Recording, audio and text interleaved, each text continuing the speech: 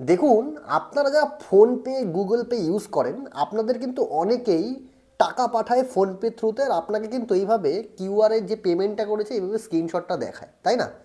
এবার এই স্ক্রিনশটটা দেখেই আপনি বুঝে যান এবং আপনার যে দোকানে বা আপনি যেখানে কাজ করছেন সেখানে মাইক থাকে, সেখানেও কিন্তু সে কত টাকা পেমেন্ট করলো সেটা বলে। আপনি কিন্তু ওটা শুনেই ভেবে নেন যে এই ব্যক্তিটা আপনাকে পেমেন্টটা করে দিয়েছে। কিন্তু এখন রিসেন্টলি কিন্তু খুব ফ্রড হচ্ছে, যেখানে আপনার পেমেন্টের যে স্পিকারটা আছে সেখানেও বলবে আপনাকে 500 টাকা 100 টাকা যা পেমেন্ট করলো সেটা পেমেন্টটা করছে, কিন্তু সেটা কিন্তু আপনার অ্যাকাউন্টে ঢুকছে না। রিসেন্টলি একটা ঘটনা আপনারা হয়তো দেখে থাকবেন, এরকম প্রচুর ঘটনা আছে যেগুলো ভাইরাল হচ্ছে। এইগুলো থেকে বাঁচতে গেলে আপনি কি করবেন, আপনার ফোনে যে ব্যাংকিং এসএমএস আছে সেটা ঢুকেছে কিনা চেক করবেন। এবার অনেক ক্ষেত্রে কি হয়, ব্যাংকিং এসএমএস ঢুকতে একটু লেট হয়, সেক্ষেত্রে আপনি কিন্তু আপনার ফোনের ফোনপে বা গুগল পে যেখানে পেমেন্টটা করেছে সেইখানে গিয়ে একবার চেক করে নেবেন কোনো পেমেন্ট ঢুকেছে কিনা।